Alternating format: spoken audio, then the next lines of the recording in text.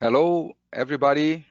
Welcome to the first webinar uh, webinar for professionals in 2021 from BEGO Implant Systems. My name is Marcio Garcia dos Santos. I'm part of BEGO Implant Systems education and clinical research team, and I will be the moderator of today's sessions. First of all, I hope that you and your family are all in good health. Before introducing our speaker, I would like to thank Mrs. Angelica Jacob from BEGO Implant Systems Marketing Department for the organization of this session. The topic today will be guided implant surgery, and we are glad to have with us the speaker, Dr. Markus Trölsch from Germany. Dr. Trölsch is currently an assistant professor at the Department for Facial, Oral, and Maxillofacial and Plastic Reconstruction Surgery at the University Göttingen, Germany. He also maintains a private office for aesthetic, restorative, and implant dentistry in Ansbach, Germany. After graduation from both dental and medical school in Erlangen, Germany, he received training in aesthetic and restorative dentistry and in oral and maxillofacial plastic and reconstruction surgery in Sydney, Australia, Zurich, Switzerland, and Bochum, Germany. He is author of several articles and lecture both in Germany and internationally. Additionally, Dr. Trölsch is a member of various scientific organizations and teaches a continuous education program, Medicine for Dentists, in Nuremberg, Germany. Dr. Trölsch, thanks for accepting the invitation to conduct this session. As always, at the end of the lecture, we'll have a question and answer session, and you can place your questions in the question box during the whole presentation. I wish us all a very nice time, and I give the word to Dr. Trölsch. Dear Dr. Dos Santos, thank you so much for your efforts. Thanks for inviting me. For reasons of transmission, I have deactivated my camera right now, but I, of course, will switch it on at the end of the lecture for the question and answers. Let me also thank BEGO and Ms. Jacobs for organizing this. Now, our topic today is guided surgery. And I'm honest with you, I love to do guided surgery, and more than 90% of my cases in my everyday practice are actually guided. Now you can claim that I'm simply maybe too stupid to do it unguided. That might even be true. However, we have several reasons for doing our implants guided and computer assisted nowadays. And it's far above just performance. It's also a lot about forensics. And I will show you several cases which went great. I will also show you cases which did not go well, and I will try to openly discuss the mistakes I sometimes make while planning. Now, before we go into that, and Marcelo, please give me some feedback if there's anything wrong with either sound or my video. In case that everything's okay, I'll just continue. First and foremost, I have to disclose my conflicts of interest. I'm the head of the Academy for Continuous Education for Dentists in Germany. I'm an honorary ambassador to the Slow Dentistry Foundation, which is a great foundation when it comes to hygienic and quality-oriented work. And I receive payment for lectures from various companies, of course, including BEGO, but also Geistlich, Straumann, Metro, and quite some others. This is important for you to know, as I will show certain products during this lecture. So that's where I come from, the lovely town of Ansbach. This is the view out of my office. This is our central town square, our castle. You see, it's a medieval town with lots of history behind it. We have lots of churches, and in this street you can find our family office. It's here on the right side, the building just before the umbrellas start. This is a picture from early spring. And my brother and I lead the office together. My brother is the left one with the less hair, and the one with a little more fur on top. And this office now exists for more than 75 years. Our dad is to the right. He inherited the office from his dad, and our dad is still working with us, which makes us very happy. Now, what do we do in our everyday practice? Both my brother and I are oral and maxillofacial surgeons, but we are still focused on dentistry. So in the office, we do everything from fillings up to large surgery. We are focused also on trauma, jawbone pathology, and head and neck oncology. And my main field of teaching and of my, let's say, everyday specialty is augmentation, especially in medically compromised cases. So we have patients from all over the world that come to us, especially when things have gone wrong in the first place, or when they're medically very complex cases, as we both studied both dentistry and medicine and thus try to combine those fields. Well, this is a picture from our work together. On the left is my brother, to the right it's me. In this case, we're just performing a large trauma case. You can see that here, smashed frontal skull and smashed orbit areas. And like these are the cases where you can see the osteosynthesis plates all over the face. So today, we're not talking trauma, we're not talking oncology, we're talking surgery, implantology, and augmentation. And if we look at this case, this is a case that's in place more than 10 years now. This, of course, makes us very happy. Everything's great, stable, patient is content, all good. This is the other side of the coin, right? His name is Walter. He is a patient that came to our office more than 5 years ago, and he was referred to us from the local pain clinic. So due to our maxillofacial work, we also maintain the local maxillofacial department in our area. Our area is about 250,000 people. And thus the pain department just called us up if we could do anything for that patient. He always carries one of these screws around. Some of you might recognize it's not BEGO. I'm not disclosing which brand it is. Some of you might recognize it. And he has 16 of them. And he has collected them, but intraorally we have no bone whatsoever. There's just nothing left. On the upper, as you can see in the x-ray, there's just literally nothing.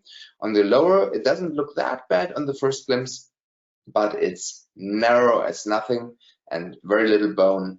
And if you look into the patient's history, he's a very, very sad case. He has lost 4 sinus lifts, 2 blocks and 2 bone plate procedures in the mandible. A total of 14 implants are lost. He is basically quite sick.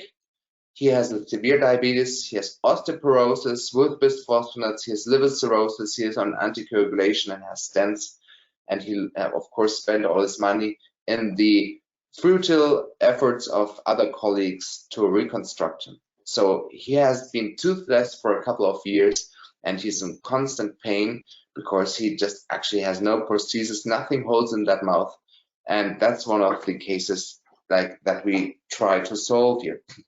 Now, this is a case I'll show you at the end of the lecture how this went out. This is a case we did pro bono as the patient didn't have any money left. So we didn't charge anything, and it was only possible with the support of Geistlich and BEGO that we could actually reconstruct that patient. Now, for today's lecture, we have 4 bullet points that we'll be working through. We have some basics, we have planning principles. We will look into cases and things I did wrong so that you might maybe avoid my mistakes, and then we'll have some summary. After every bullet point, I'll have a short interruption and ask Marcio whether there's any questions popping up. So if you want to type anything in the chat, Marcio will have a look at it and will inform me if there's anything going on, as I might not see it as I focus on the lecture. Is that good with you?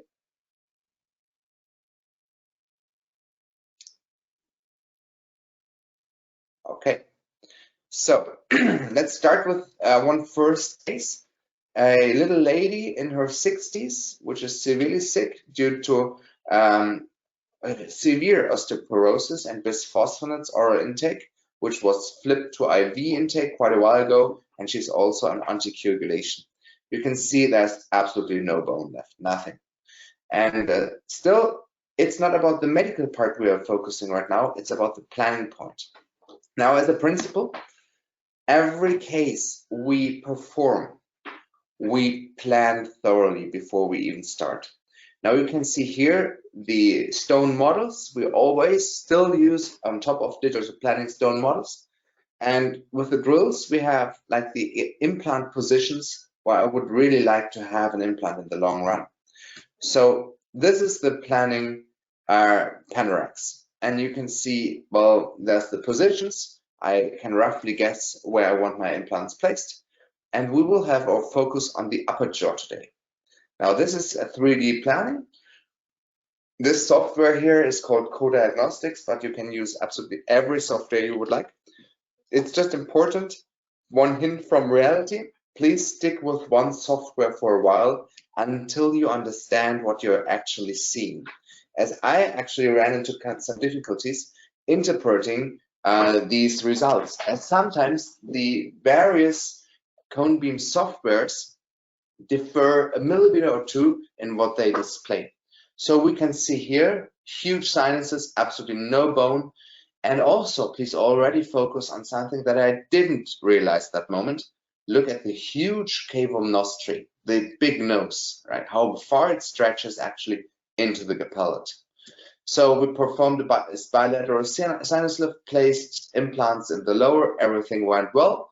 Now we're back to planning in the upper after the sinus lifts. And I want to ask you, just for you here listening, is this an easy case? Do we need any three-dimensional planning for this? Just think about that. There's many experienced colleagues out there who tell me I don't need a cone beam. I can do anything with a panorax and a stone model. You know what? They're right. They probably can do that. In many cases, that works fine. And when I was looking at this, I said, okay, wonderful. We have a sinus lift on both sides. Yeah, placement is clear. We have a nice ridge. Everything's good. That's how I want my implants. I don't get in 6. That's okay. I get 2. Absolutely fine. 2 on each side. But where's the problem? If I wouldn't have 3D planned for guided surgery, I would have done a huge mistake, because this is where our implants should be from a normal planning standpoint. Everything's fine. But look at this. With the metal sleeve, the white thing here, you can see where our planning actually would have guided us and where we would actually have placed our implants when we would have just looked at the gums, because that's where the alveolar ridge is clinically. And you can see that what's happening, right? If I would have placed the implants here, I would have placed them directly into the nose without ever knowing, because on the panorax, I wouldn't have seen that. And it's even worse the further we go back. So this anatomically situation of that lady would have led to a disaster, although the sinus lifting, everything went fine. So that's one of the reasons why I 3D plan every case. I not necessarily execute every case guided. In this case, for instance, with a toothless maxillary, you pretty often can do that not guided. But if I would have done it unguided in this case, I would have lost. So that was the guided case, and rightfully so.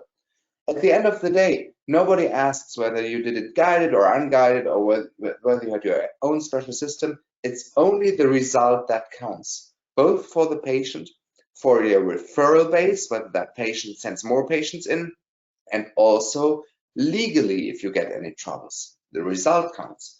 And into that result, we have the surgeon with knowledge, self-assessment, material and planning, but also the patient that has to contribute with compliance and with financial means, and sometimes getting rid of old habits. And then we come to a case assessment. There's a clinic in southern Germany, and I always love it when I see their advertisements where they tell their patients to be. The implant is the medically and aesthetically best solution for any missing tooth. And I know this is a BEGO happening here, but still I disagree. The implant is not always the best solution. We must never forget that there's also non-implant based solutions. And sometimes if we look at cases like this, well, this is neither aesthetically pleasing nor healthy. This is a catastrophe, right? If we look at the X-ray, I have no clue what kind of planning was performed here. This is the aesthetic line. That's a major disaster, right? And these are the kind of cases that we try to save when they come to us. Or this case, if you look at the lower implants, right, there's even pus coming out. This is how the implants were placed. They have been in there for less than 2 years now, We're going to even lose the adjacent tooth because the implants are just not placed correctly. This is a thing about planning, self-assessment, and knowledge. Now, you probably remember back from university, there's a hierarchy of evidence that we are actually inclined to hold on when we plan and when we resort to what we do. It starts at the lowest hierarchy with case reports and goes up to meta-analysis. So the higher we go, the higher the level of evidence. But sadly, these days, it sometimes seems like social media and advertisement sort of took over the top position of that pyramid. And that leads to horrible results. This is a case, funnily, I found that advertised on the internet from the former treating doctors before that patient actually 2 years later came to us for reconstruction. This is in German, I quickly translate. They state that this difficult case was brilliantly solved by placing immediate implants and extracting all those teeth guided. Now, this is probably guided protocol and probably the implants are placed very nicely. But is it actually okay to have an immediate implant placement in an active infection like this? And we'll just look into the literature, right? And there's immediate implant and rehabilitation based on all 4 concepts with aggressive periodontitis. That's exactly one study on that. And in the outline of that study, the authors obviously can't decide how many years, how many patients really, and what was really the rate and the time that they surveyed these patients. So we cannot use that study as these numbers are simply not congruent. And there is another study, very interesting, but 10 years before that.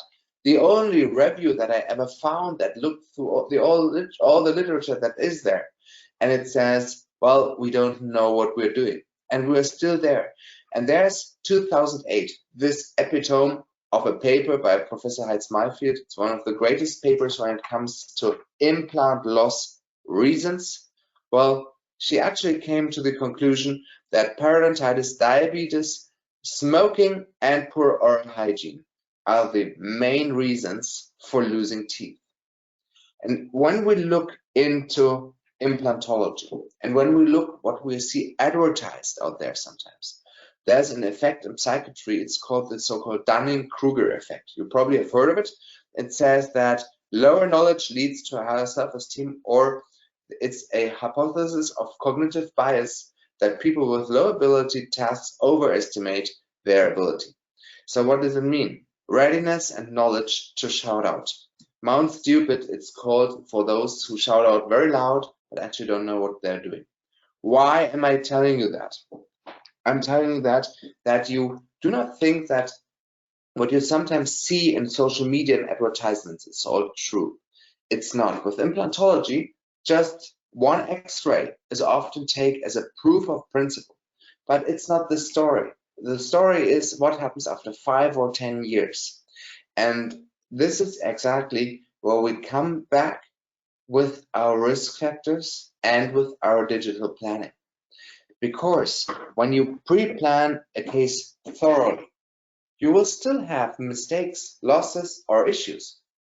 But at least you are as much pre-informed as possible and can probably avoid some of the catastrophes that I show you today. Now, our today's lecture is not about risk factors and reasons to lose an implant. We can do a different lecture on that, but it's on guided surgery. If you look into that chart that I'm just displaying, if you look into the surgeon side, this chart we assembled a year ago when we went through literature and checked all the literature there is on reasons of implant failure. And one of the 4 factors that we can see when it comes to surgical mistakes leading to implant failures is positioning. And it goes hand in hand with augmentation and hard and soft tissues, because we can only position properly when we have enough tissues to position us in, right? So I'm very happy that I was allowed to author the guideline. That I was the main author of the guideline of the German Academy of Implantology when it comes to the use of bone substitutes and augmentation techniques. So what we saw here is that actually bigger defects require augmentation prior to implantology. And you know that. And that's one of the reasons why we pre-plan digitally, to make sure we have enough substance to put our implant in. These results were pre-published already by us in 2016. We did a large literature review on grafting materials in arrow-rich. And why is that important today? Well, from the literature, we can calculate easily that if we have a bony defect of about 2 millimeters, both laterally and vertically, this is something we can augment while putting in the implants. If we go beyond that, if we go larger than 3 millimeters defect, we have to augment before we place the implants. And I'll be focusing on that in a little second, because that's one of the biggest advantages of guided surgery, that you actually can pre-calculate the situation you're running into. Second, I was talking quite a bit about all those medical risks, right? And we're very happy that our book is out now, first in German. The English version is coming end of this year, when it comes to medicine and the daily dental practice, all those factors that we need to consider. Now, when we come back to our implantology, factor number one we have to assess is always the site. Look into this patient, huge defects, but also there's more than just his site. Just his site to reconstruct is one thing, but the medical issues he brings with him are the second. So we have the second factor, it's the patient.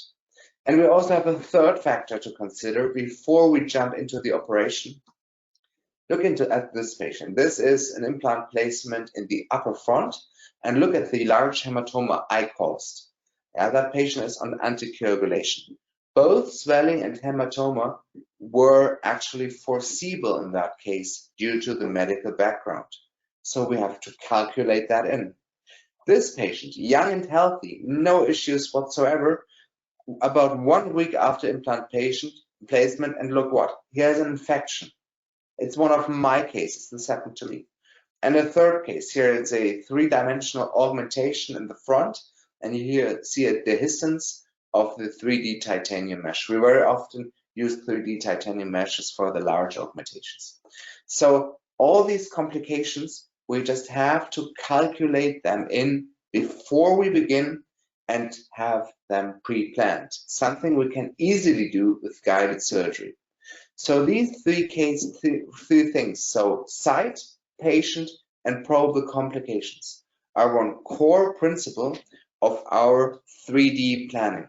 And we always take them into every case and use them to evaluate every case. Dear Marcio, are there any questions or anything that I can answer right now, or can I simply continue with my talk?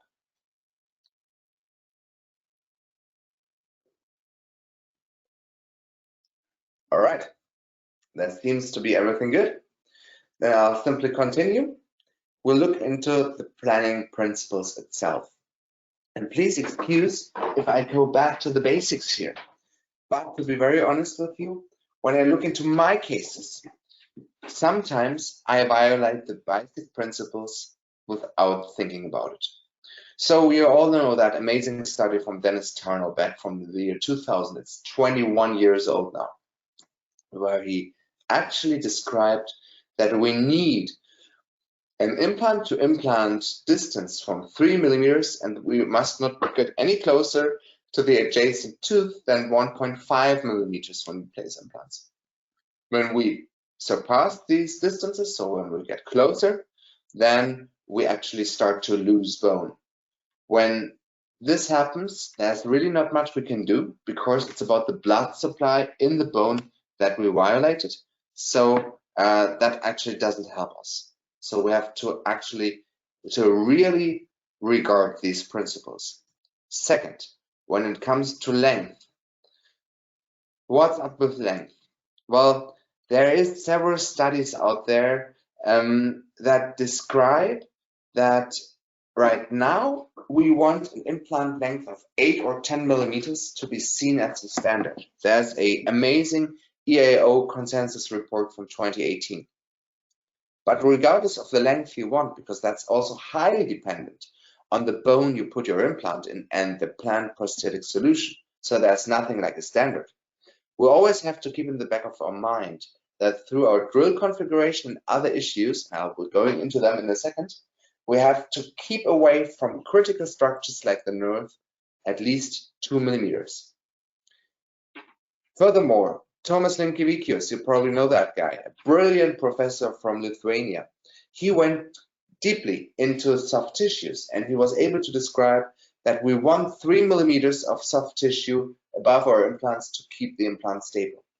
This is another variation of the biological width, and actually if we are lower than 3 millimeters, we either have to thicken our gums or we have to place our implants deeper, because we have to be sure that we will lose bone. So either way, it's going to be about 3 to 4 millimeters from the top of our gingiva to the shoulder of our implant, and we better make sure we respect that distance. Now, if we look into this case, and these implants were placed by a fairly experienced implant surgeon. He just wanted to avoid a sinus lift because the patient refused to get a sinus lift. What happened here? Well, these implants are placed too high and too close to each other. The surgeon wanted to do the best for the patient, but at the end of the day, it was a lawsuit because, of course, the results didn't reflect what the patient had hoped for. So even though the patient had refused the right procedure, things went wrong. And probably in a case like this, it's better than just to keep our hands away. Now, this other case here that I already demonstrated to you, here the surgeon, I know the surgeon as well, it was probably just bad planning. This is the consensus report I was just talking about. Sorry, it wasn't EAO, it's ITI. And it's very important, it's still May 18, to say that as a standard, we can regard implants with a diameter of 4 millimeters and the length beginning from 8 millimeters. So when we plan for these implant sizes. Sometimes we have to deviate. We have to go smaller than 4 millimeters. For instance, BEGO has this amazing 3.75 millimeter diameter implant, and I use that very, very often. And in this study, also 3.75 diameters is sort of sorted into that 4 millimeter group. So it's a perfect implant that we can use in many cases, but please keep on the back of your mind, the surgical minimum is not necessarily the prosthetic minimum. So just to open up to you completely, how do we plan every case? I'm still an analog guy, and every case is both planned analog and digitally. So we have both a wax-up, a standard wax-up, as you can see it here, where we have just very, very, very conventional procedures. And from there on, I sit down, I look at the right angles of the implants, of the right positions of the implants. Then we make our guide that I already demonstrated to you. That's the X-ray of the guide. And then we also fabricate a normal clear splint guide, a prosthetic guide. With this, I always double check my 3D guide intraoperatively. Why do I do that? Because at the end of the day, I can make mistakes during planning as well. And with this, I always can project the prosthetic situation that I want later into the situation, and then I can decide whether the deviation that might come up is acceptable or if I have to change my plan. So I'm always going for a double backup, especially because the cases we do mostly just cannot take another mistake. Right, this is a standard case, just nothing bad, right? You all know these cases, relatively simple. Again, we have our guide, 3D planning, although it's a simple case. And look at this. With this, I can determine exactly the length of the implant that I want without needing an external sinus lift. I can do that internally, right? And then if I wouldn't have 3D planned it, I would probably have gone 2D. And then here, one thing now, this is a BEGO seminar, right? So let's do some advertisement for this wonderful company. This is one of the best implant drills in the history and in the market. Why? This is the BEGO pilot drill. It's very sharp and very pointed. And we place implants of various brands, and we're happy with various brands. But whatever brand I place, if I go not for a fully guided protocol, but for a half-free protocol, I always use that BEGO pilot drill because it's so pointy and sharp that I do not lose the primary position where I put that drill down. So that works just amazing. Compliments for that drill. So placed implant worked just wonderful. I always recontour. I'll show you in a minute how I do that. After placing the implant, that's the X-ray. That's at the placement of the crown, and that's a couple of years after the implant is in place. Works wonderful. Similar situation, but in a fully guided protocol. You can see here something I really like about the BEGO guided system is that I can place my implants through the guide. This is not with every implant system, and I'll show you the difference between various guided systems a little later. Many work fine. I'm not saying that you need one specific system. I will just show you the individual pros and cons. And here you can see how I re-evaluate my position of my implant with my prosthetic guide. Now, when it comes to this case, beautiful measurement right here, we're at 3.3 millimeters, bone measured in reality 3.5, so that's a deviation I can live with. But if we look into that case, do I want the implant in this position and the second sawyer up, or do I want them more nivelated? In this case, the planning suggestion by the lab that was doing the planning was reduce crestally and place that length of an implant. Seriously, if I have a 4.5 diameter implant, I do not necessarily need an 11.5 millimeter length and go so close to the nerve. I might want the planning to be a bit differently and not reduce crestal bone and just have it higher and adjust the position of the implant. And as we just talked about, we know that we can augment 2 millimeters vertically and laterally while placing the implant. So if you compare that a lot deeper and closer to the nerve, the same implant length, if we need 11.5 here, can be up to discussion. But higher up, yes, we need a little bit of augmentation while placing the implant. But if you really want that length for some prosthetic reason, you're still in the better position as you're farther away from the nerve and highly secure. Now, this is not a BEGO system, that's a different system. And please look at this deviation of the burr. This is the official system, that's no fake system parts. And this is a huge deviation, right? And of course, in this special system, it's caused by the long insert that you can see here. And this is basically a leverage. I would actually need a third hand to just hold it. Works fine in a situation like this, but in a situation like here, where the guide, the insert, and the cheek start to interfere, this actually might dislodge your guide just by the movement of the lips. So this is one way a guided system can look.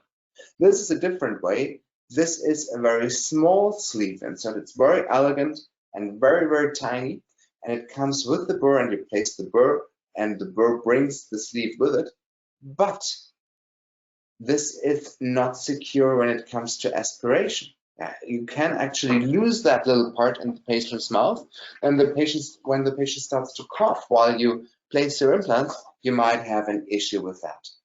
And with all these various guide systems, we can look into the accuracy of guided surgery systems. That's a fairly old review from 2014, and it said that we have about 1 millimeter and more deviation. So the author said that with computer-aided surgery and with CAD/CAM, you please have 2 millimeters distance from critical structures. Exactly what we were talking about in the beginning.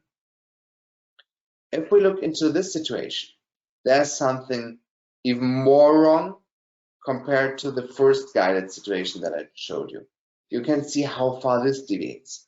Now, please, this is a generic mistake. With the lab I was working then, I told them to do, this is a BEGO drill, to please give me a 3D guided 3D guide for BEGO, and that's what they supplied me with. And they also supplied me with very tiny sleeves. Called them back, what's up? And they said, well, that's a generic sleeve system so that you can use your unguided system as a guided one.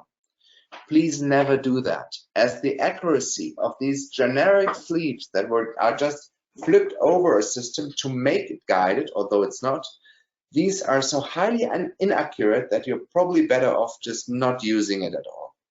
So please, if you go guided, use your brand and use their guided set. That gives you the maximum precision. Otherwise, it's just no good. And if we look into more recent literature, what affects the accuracy of guided systems? Well, there's quite some factors, and the good news is, with the better scanning procedures and the better cone beams out there, the deviation was reduced a bit, down from 2 millimeters down to 1.25. But still, the study suggests having about 2 millimeters security distance from other structures. And this is a very, very interesting study. George Mandelaris, he's a great guy, he's the last author on this study. They do a dynamic navigation, which actually means that you don't have a guide, but that you have a camera that watches you, and you have some navigation points on your handpiece. And this actually tells you within the cone beam picture that you can see projected at the same time where your burr is and how deep you are. This has several advantages and disadvantages. I'm sorry, just having a sip of water. Thank you.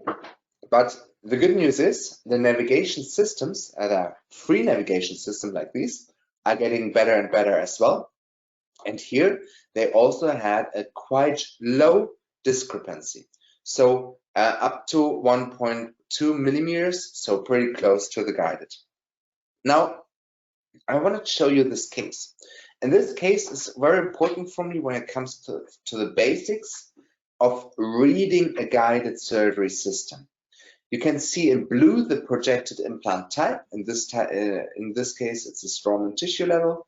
And you can see the amount of bone that our projection shows us around the implant. So this should be enough bone to place the implant securely. This is the clinical situation. And while putting in the implant, I see this. Wow, this is not what I expected from my 3D planning. That's the defect, and that's the placed implant.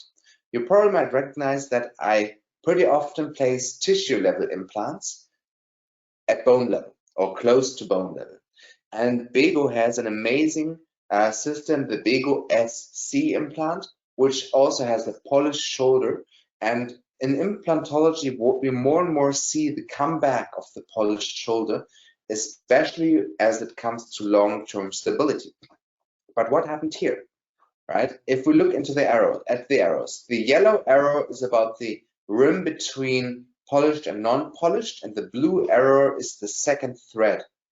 As you can see here, we should have expected the dehiscence to be at the yellow arrow, and the blue area should be totally covered in bone, which is not.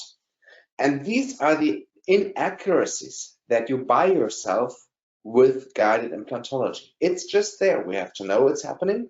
And so we have to know that about 1 millimeter to 1.5 millimeter of bone that we can see is not necessarily there, or that the deviation of what we do intraorally might lead us to deviate about 1 millimeter or a little more. And this is a little more than 1 millimeter less bone than we expected. This is not an issue. This is calculated in. And as said before, we can augment about 2 millimeters laterally and vertically while on the implant, so that's not an issue. But if we look into this case, if we would have done this flapless, for instance, on the X-ray, we would have never seen it. And in this case, we of course augmented with the implant. So a case where we had a quite large lateral and vertical augmentation, more than 5 millimeters. And this is the situation after 6 months healing.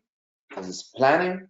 So this is still one of the older BEGO guides, and now BEGO has this clear composite that you can sterilize, which is, in my aspect, a great asset, that you can actually sterilize your guided system and work fully sterile, especially for the compromised patients. On the right, again, our prosthetically driven situation. I remove the 3D titanium mesh, and then you sometimes, you see that on the left, have a little bit of soft material that you can scrape away. And here comes our 3D guided system from BEGO. These little sleeves that lock in the guide, and guided situation, guided drilling, a little bit of a deviation on the second implant, but this is caused to planning, not to placing, because I wanted it to be a little bit further out than my original planning, so it's exactly where I want it to be. And then that's how the implant is placed in the cone beam. So we're about 2 millimeters away from the nerve. Everything's fine. Dear Matteo, are there any questions, anything I can answer right now, or shall I simply continue to cases? Yeah, let's continue, Dr. Troch. Thanks. It's everything fantastic so far. I believe we can leave it for the end of the presentation.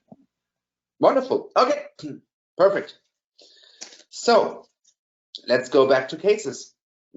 I'll show you just what I'm doing and also how things sometimes not work out for me. Case 1. We have a large lateral and vertical defect. We have a diabetes, and thus we have to keep in the back of our mind dehiscences and losses can happen. We discussed several options for augmentation with the patient, and the patient is from a medical background and already pre-decided for a bone block. She wants that, so that's what she gets. That's the bone block from the ramus, screwed in. A little bit of a lining technique, as we can see in the literature, described by many high-ranking augmentation specialists, that we should use a non-resorbable material when we put in blocks, just to prevent resorption. That's the implant placement. 2 beautiful BEGOs in place. Everything looks nice. And about 3 months later, we have a small infection and a huge dehiscence, and we lose the whole bone block. If we look into the histology, that's all just dead bone, basically, and that's the clinical catastrophe. Those implants are perfectly healed and they're absolutely stable, but we're lost, right? With the kind of dehiscence we have and the kind of infection, well, there's nothing we can do. This is one of my cases. So yes, we implant every day a couple of cases in very risky situations, but yes, sometimes things go wrong and we just have to live with that and have to pre-plan it. So how do we proceed? Now in this case, you can see how close the mental nerve is. In this case, we opted for re-augmentation after removing the implants with a 3D mesh.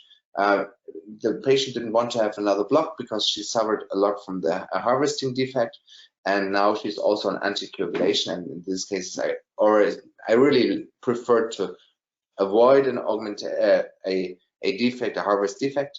That's the 3D situation, right? We have close to 6 millimeters vertical augmentation in an infected situation. Beautiful, right? That's about the worst situation you can start off with.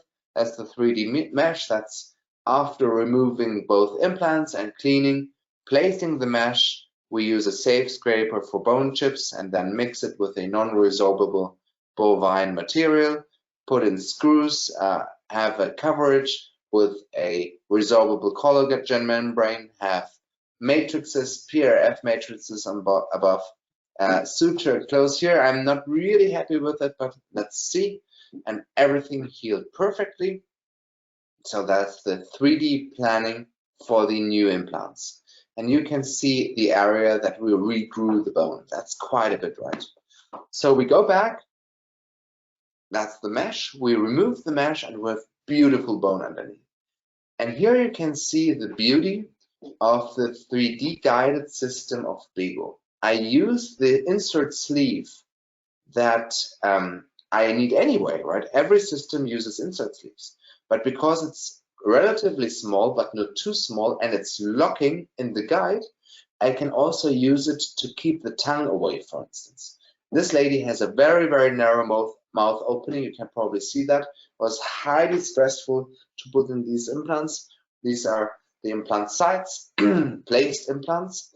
And now, as already announced, I'll show you how I always do a lining technique around my implants. I always adjust the bony situation around implants. And with BEGO is one of my main implant systems. We also have Strawman, we have Camlock, we have Astra. But what we really can see when we do a lining technique around the BEGO implants, we usually have a little bit of bone growing over the implants, which of course leads to an amazing long-term stability. So we use the BEGO guide and cut the collagen membrane, BioGuide it's in this case, into shape. And then we mix the safe scrapers chips with a bit BioOS and PRF, and then we line it around the implants and put the BioGuide over it. And we suture it close and we are fine. Worked amazing. Patient is now restored for a couple of years. Everything's stable. Now let's go to the next case. Again, we have a large vertical and lateral defect, but now we're on the upper right. Patient is relatively sick. We expect bleeding, dehiscence loss. Patient accepts a 3D titanium mesh combined with a sinus lift procedure. And that's the placement, right? Everything goes fine. We do the sinus lift protocol through 2 windows in this case because he has a huge septum in the middle. And furthermore, there's various theories how you perform a sinus lift, not our topic today, but there's a beautiful Cochrane review, and we know that about all the techniques out there work, so whatever you're comfortable with is great. However, never do the window too big. Don't do it too small on the other side, that's a handling issue, but if you do it too big, you lose lots of regeneration potential. Placement of the mesh, pulled over the BioGuide and then PRF, sutured it shut, everything nice, healed great, and a couple of weeks after we removed the meshes, everything's fine. Patient comes in like this. Bam! Big catastrophe. What happened? It wasn't bleeding, it wasn't the diabetes, everything worked well, but the patient just loves crisps and chips. So the patient chewed on these, right, and it ripped open the whole wound. It was a huge issue. Now, what do we do in these cases? We plan our implants as usual, but we remove the mesh 2 months prior to implant placement, because that tissue that grew after the mesh is very, very valuable and we want to maintain that. So removal of the mesh looks like this, and then we let it heal, suture around it, just remove a little bit of the excessive not healed material that you can see here, and it heals like this. That's not beautiful, but I'm still happy we're there at least, right? And now we come back to our 3D planning. Now, if you plan your implants with BEGO, they do planning with a software. It's called Implant Studio. And that's a very, very mighty software. You don't have to buy it. BEGO has it. And you just send in your cone beam and your models, and they do the scanning for you.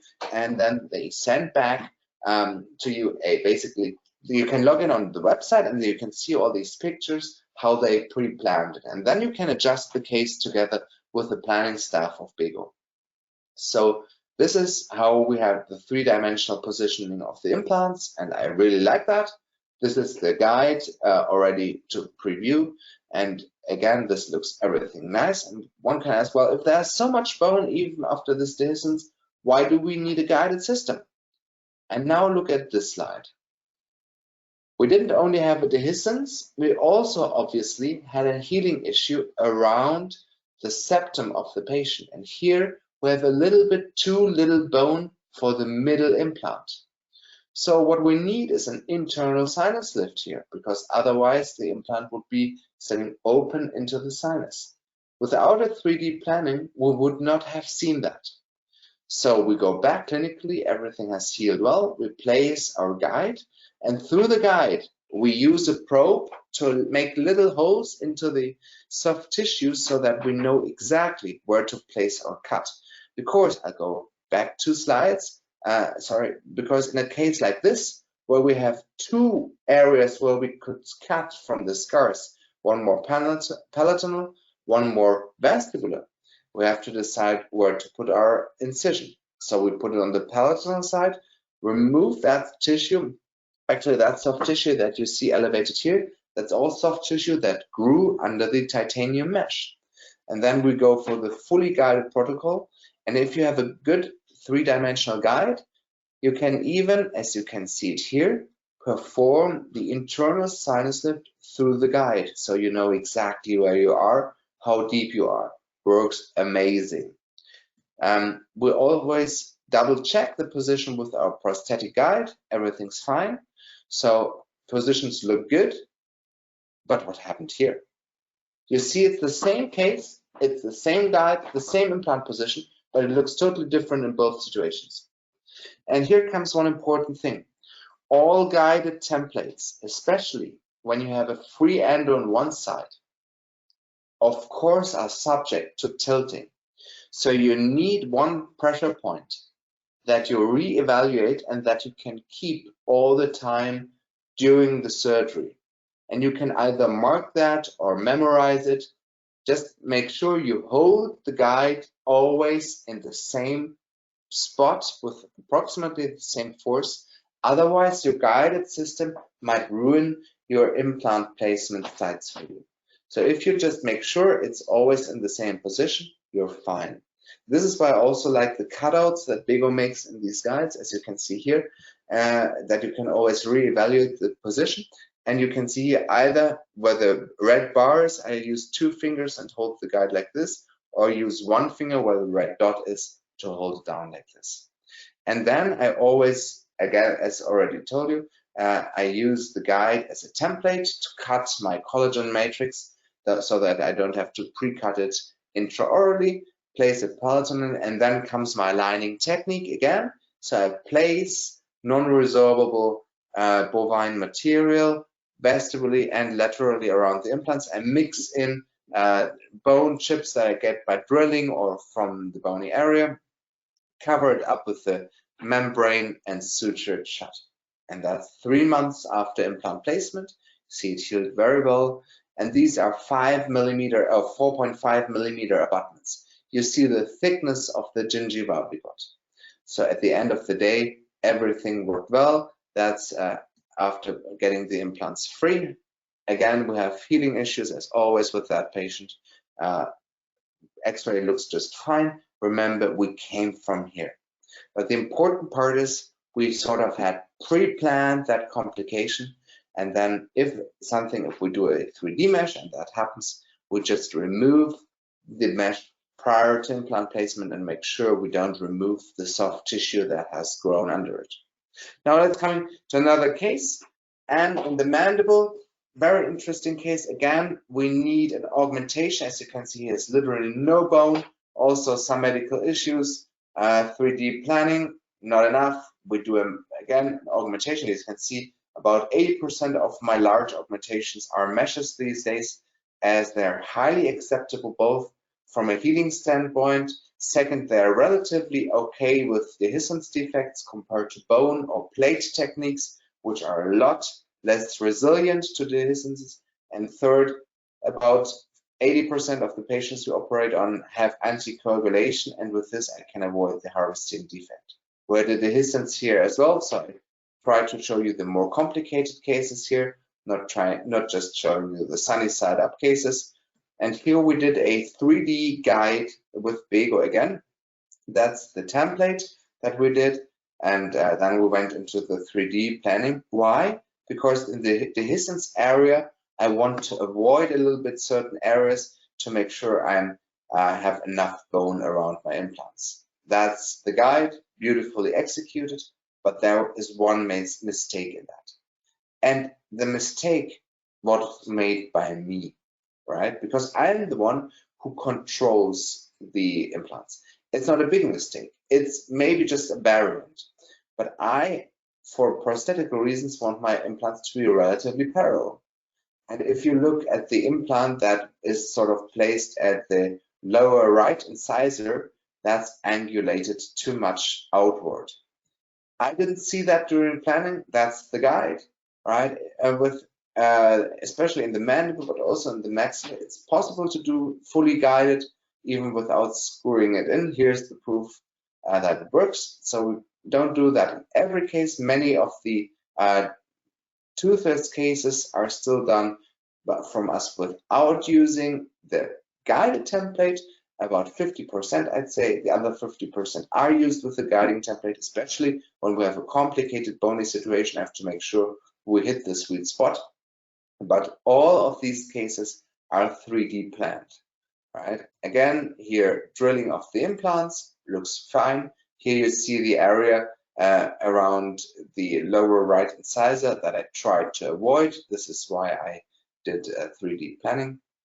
Right, here we came from, so we gained lots and lots of bone.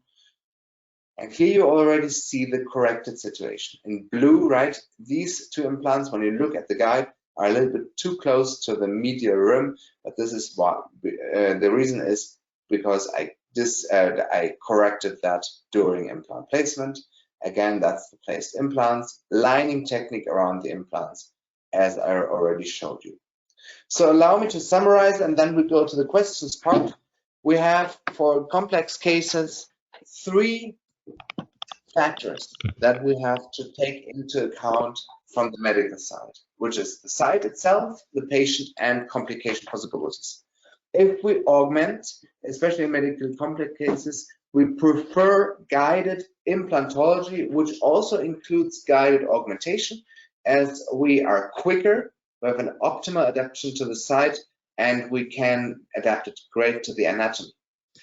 The same rules apply to 3D implant planning. We can optimally pre-plan the position, and we reduce our form of the day if we go for a guided system, right? If you have a bad day, you still will perform good because you've already put in all your brain work and planning into the guide.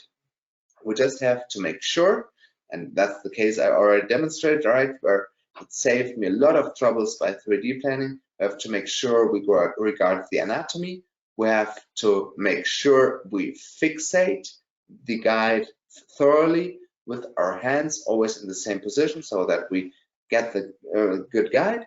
And we have to make sure the inserts, because the guided templates itself, there are not a big difference between the system, but we have to make sure that the inserts we use are what we want to have. Allow me to close that case that we opened up in the beginning. Walter, as he had no Schneiderian membrane in the upper due to various lost procedures, we went for a bilateral hip graft, right? Large augmentation. This is after placing the implants with the guided protocol, and you can see in blue where the former ridgeline was, so we also got quite some alveolar height, still healing issues with all the medical issues he has. And then this was sponsored by BEGO. We made him beautiful 3D cut bar for the lower and a screwed in solution also on a 3D milled titanium bar on the upper, and the patient was very happy. Here he is after 5 years of not having any tooth, and he's well reconstructed ever since. Now, if we compare several guided systems, this is a Straumann system. It's very well to handle as it's a large insert. It's very clear, it's easy. However, it's very bulky, and the implant guiding itself is not a guided procedure.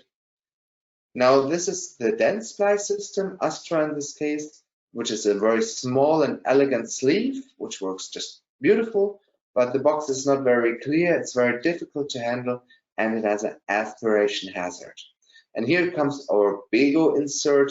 The sleeve is just beautiful, from my point of view, just the right size. It locks in the guide. You can perfectly drill through it. You can also beautifully place your implant directly through it. It's a very clear and concise system. small enough, and we can use the sleeve also to keep away anatomically critical structures. This is the case I showed you in the beginning. One of the biggest reasons why I always 3D plan every case, because there can be unexpected anatomical variances in every case. In the upper, it's the big nostrils. In the lower, it might be the lingual balcony or whatever. So it always makes sense to have a 3D planning, and from the 3D planning, the step to just executing it fully guided is so small that I just prefer to do more than 90% of my cases fully guided. With that, allow me to thank you for your kind attention. I know it's hard to sit in front of a computer screen and watch somebody just talk all the time. To the right, you see our email address. If there's any questions, you can, of course, direct them to us just into the office, or you just contact BEGO and they will forward later questions to us. Thank you so much for being with us, and now we're ready to talk about questions. Yeah, dear Dr. Trölsch, thank you very much for this very didactic, also beautiful clinical presentation, scientific based presentation. So it was a pleasure to start our online seminar activities for professionals 2021 with you. So for this, we thank you very much. Thanks for having me. We have some questions, some comments. First of all, as always, our distribution partner in the Emirates, Mr. Virendra Shukla, he always with us, sends hello. Was nice to see you again. Nice to see you, Virendra, here. Also, our distribution partner in Cyprus, Mr. Marinos Kritikos, is also here. So just to say, first question from Dr. Abdallah. Would it be better if you placed one implant, in this case with cantilever? I believe it was the first case. So please, Dr. Abdallah, just send to us if it was the first case, and then I forward this to Dr. Trölsch. Then I go to the second question.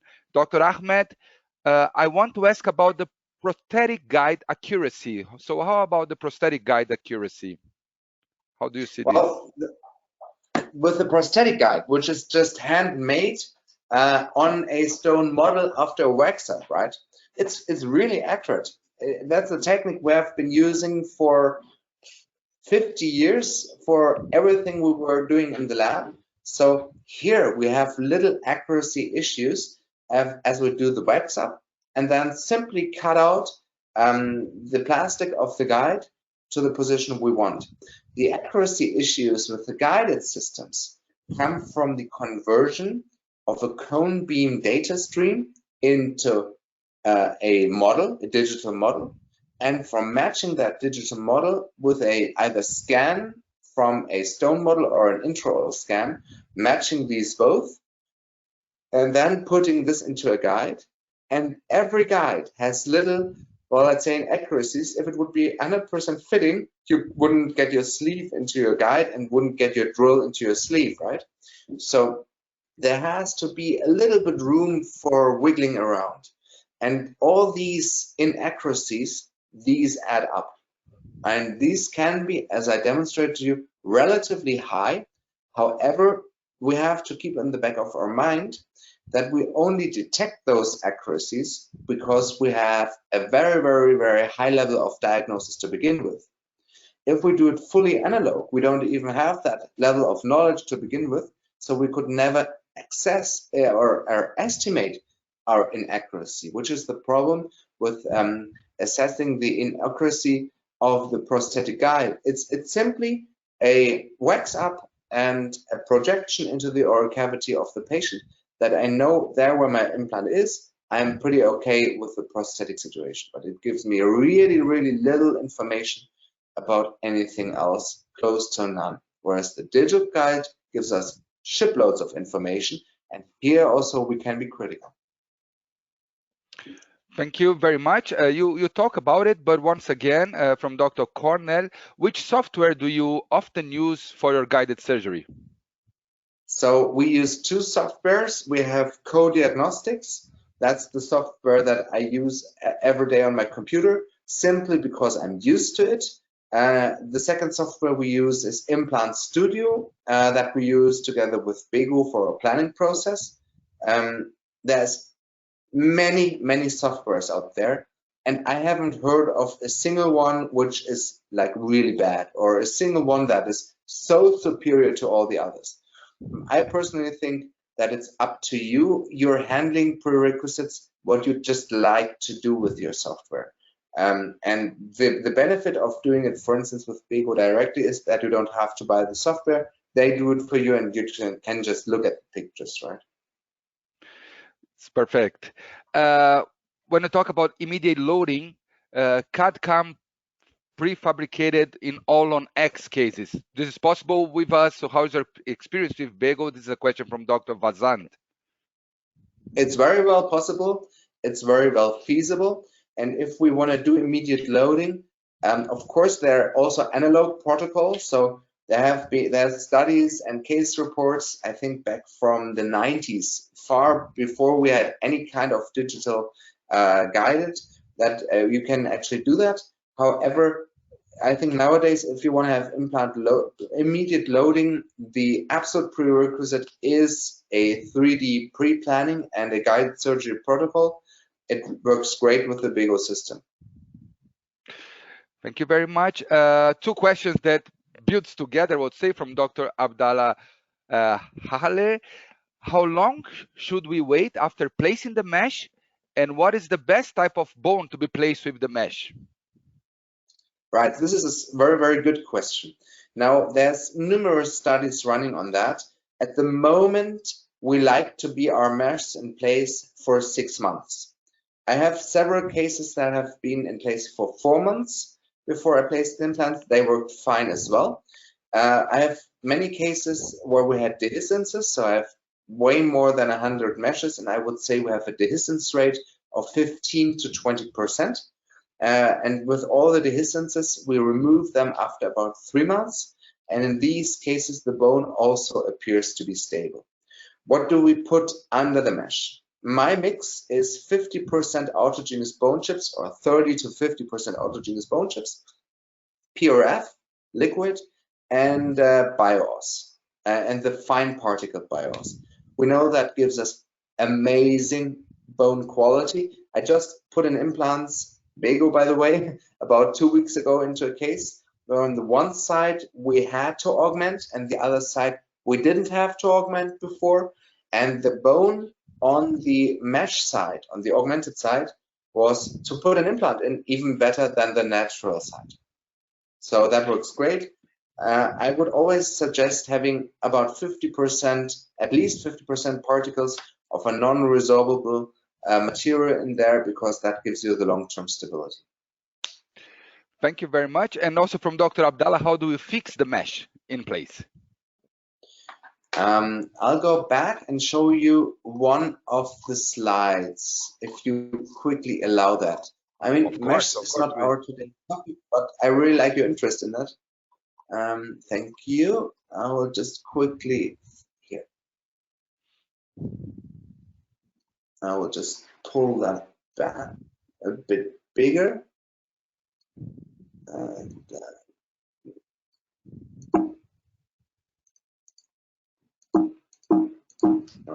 doesn't want to share.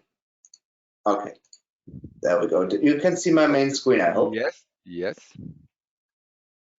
The problem with any kind of augmentation is always, if I have little bone, how do I fix something on top of that little bone without injuring the residual structures there are?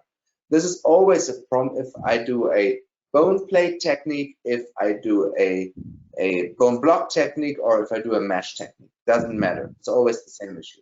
However, with a mesh, because I 3D plan it, I can sort of pre-solve that problem. You see in blue the positions where in this case I decided I want my screws to be. So I need to find positions where I can place a screw.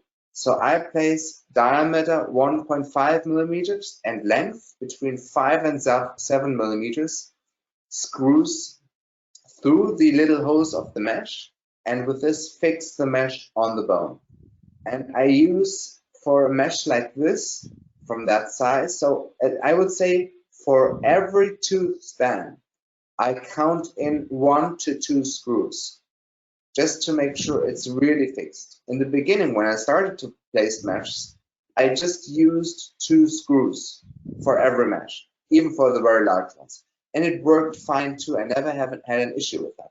But I had many colleagues who reported to me who were doing meshes on their own that sometimes a screw got loose. And if you just have two screws and one gets loose, the whole thing can start to shift. And then the whole augmentation goes nuts, right? This is like the biggest risk when putting in any augmentation, that your fixation fails. So just make sure you have enough screws and you don't hit any important structure, and then you're good. Thank you very much. Our colleague and expert from France, she's also expert in guided surgery, the Monica Tsimianek. She's with us, and thank you for your inspiring presentation. Thank you also, Monica, for being here. And ask, how do you sterilize the surgical guide before the surgery? Well, BEGO gives a clear, I don't know if it's the same in every country, because sterilization guidelines sometimes vary greatly between countries. But the BEGO guide that you get with the plastic, it can even be put into an autoclave by the material. But they provide you a description with it, how to do it. Thank you very much. Virendra Shukla sent also the distribution partner in Emirates, and that it was a wonderful presentation. Yes, thank you. Thank you for the feedback. Also from the colleague Josef Vazir from BEGO, also send you congratulations. We get back this first question about the case, about the cantilever. Was a case with 2 implants with space less than 3 millimeters when the patient refused the sinus lifting. Yeah, I remember. That's not my case, right? This is a case that came to us for repair later. To be very honest, I would have refused that case because there's a very simple reason. If I come to the conclusion that from my standpoint, the sinus lifting is the best solution for the patient tells me, I just don't care. I want it my way. You, as the doctor, just execute what I want. Then this is not a basis to work together. We can always, if there are several options to solve a case, I will give the patient these options. And we have that very often, that we're in a gray zone where you could do the one way or could do the other way. And that's usually not a very best solution, as you never know what kind of complications you run in. So maybe the augmentation gives you a benefit when it comes to bone, but do you know whether you catch an infection into the augmentation and have a worse situation after what's done before? So you always have to value that.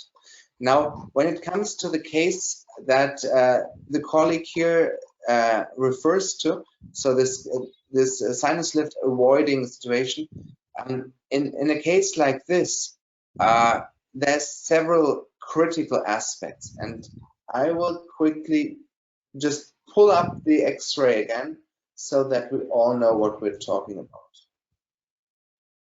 Here it is, right?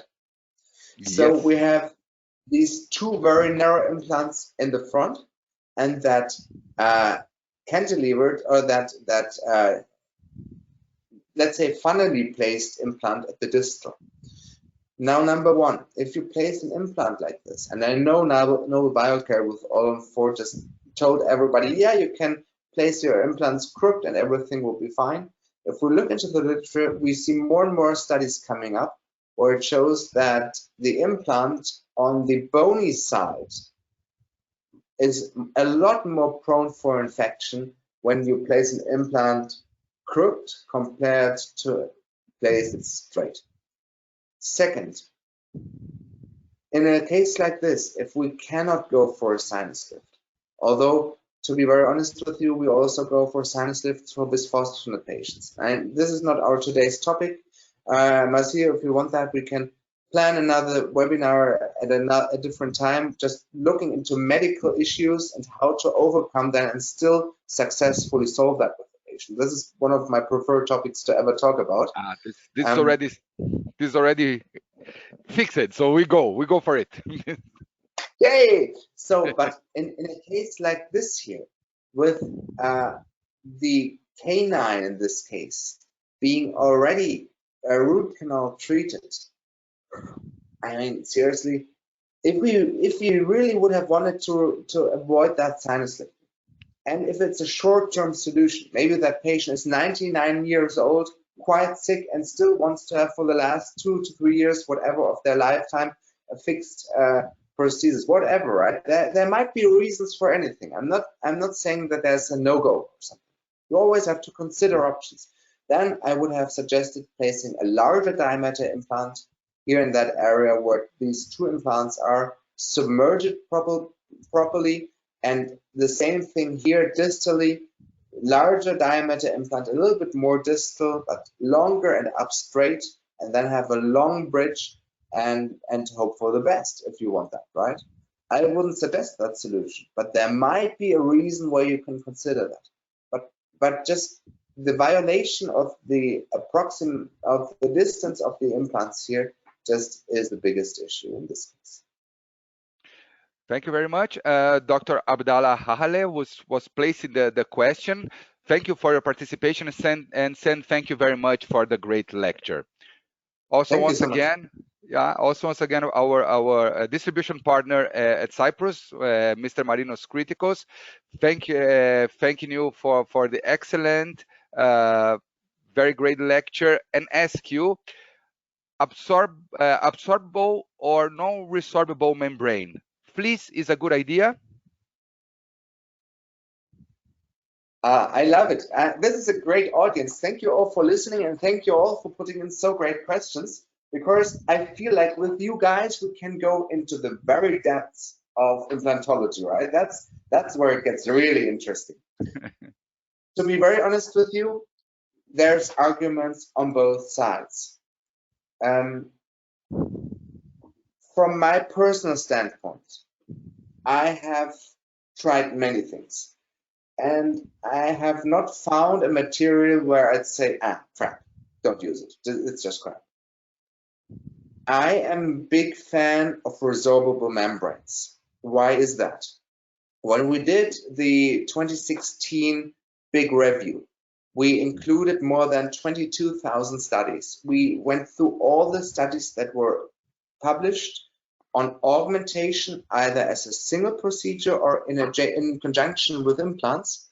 We found that the complication rate versus bone gain rate of resorbable collagen membranes is just hugely beneficial. The sometimes non-resorbable membranes, for instance, an ePTFT membrane reinforced with titanium, can give you a lot more bony reconstruction because it's stable in itself. Then we are close to a mesh again, right? But it has a lot more often dehiscences when it comes to the literature. And it depends on the material. There's new non-resorbable membranes in development and coming to the market where it's claimed that they're also dehiscence ready, let's say very carefully. But usually with the old ones, you had to remove them when they got the dehiscence. And then your whole case can be wrecked. So when it comes to augmentation and implants, I'm a huge fan of the question, is there enough evidence for the procedure that we do? And at the moment, when it comes to membranes, the resorbable collagen membranes for the indications we discussed today have by far the very best evidence. It doesn't, and let me state again, I'm not saying that the other systems don't work. I'm not saying that they might not even work equally, maybe in a situation even better. But from my experience, the cost, which is complication versus benefit rate, and from the literature basis, this is my preferred system. Thank you very much. Dr. Ahmed El Abbasi, great webinar. Getting back to the meshes, are the titanium meshes 3D printed? Do you design them on biomodels? Yes, very nice question. They're 3D printed. I think it's no harm if I disclose the company. They're marketed by Geistlich. It's Ixos, the company is called. It's a company where you send your cone beam in, and then they make a 3D model. Then they model the titanium mesh for you. And same as with BEGO, when you send in your cone beam, they send you back a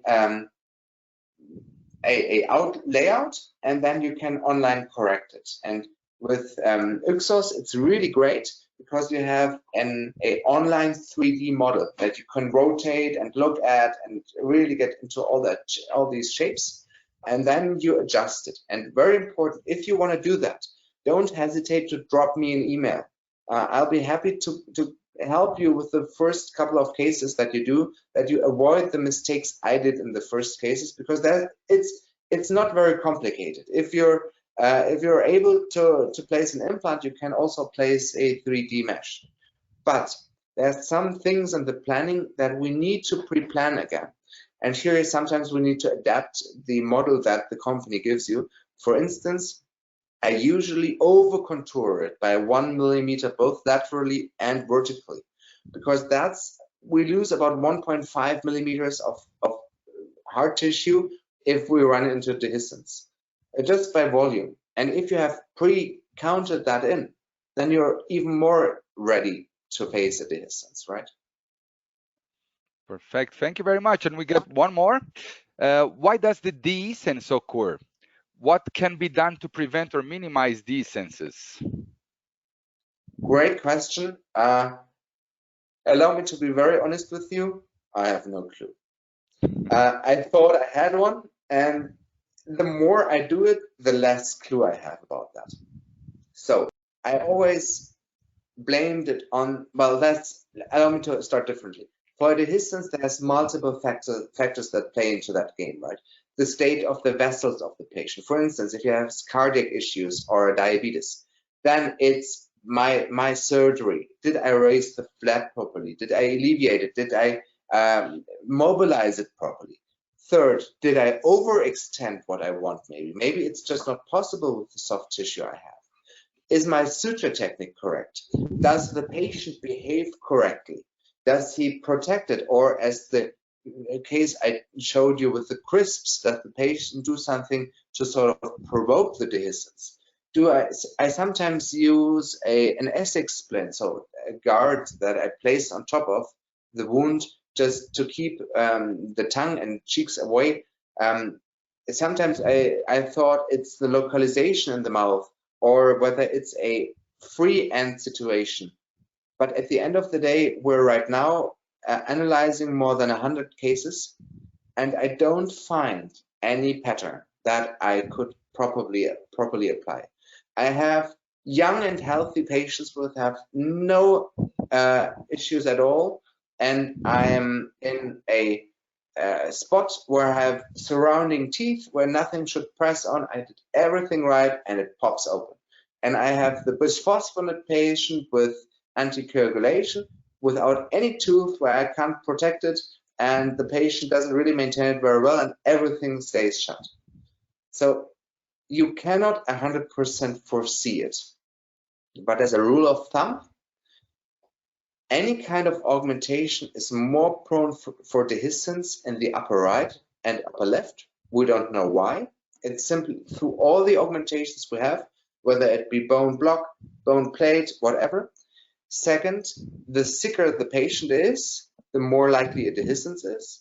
And third, if you have surrounding teeth and can put in a bite guard so that there comes no pressure on the wound, the dehiscence is less likely to occur, but it's no guarantee. And that's true for all the augmentation systems that I've ever used and researched. However, the good thing about meshes, that's one thing why I like these meshes so much, is that they are sort of resistant to the dehiscence itself. Well, then we have a dehiscence, so what? We just take it out after 3 to 4 months, let it heal another 2 to 3 months, and we're fine. From more than 100 meshes, I haven't lost a single case, not one single case. From more than 100 meshes, I hadn't had one case, even those with the bad dehiscences, why I couldn't put in an implant. So that's the goal of my augmentation. My augmentation goal is not necessarily to have the most beautiful situation, to show it on screen and tell you guys I never have complications. That's simply not true. I have complications. But the goal is to have a solid foundation, both in soft and hard tissue, to place my implants. And from the dehiscence cases, I had to know it always worked. So I'm really relaxed on that. Furthermore, you probably know Professor Sharam Ganati from Frankfurt, an amazing guy. Whenever you get the chance to hear him, book yourself in. And he goes a totally different approach. He lets them heal open to begin with. All right, and he has great results with that. But to be very honest with you, I don't have the cojones to do that right still. Yeah, with these words, I believe it was fantastic to thank you to finish the session. So to say the cojones, this is always a nice word. Dear Dr. Trolich, thank you so much for being with us for this very beautiful presentation. Thank you for your patience and for your time during the Q&A session. It's already noted. It's already noted the topic for our next webinar together. And yeah, we want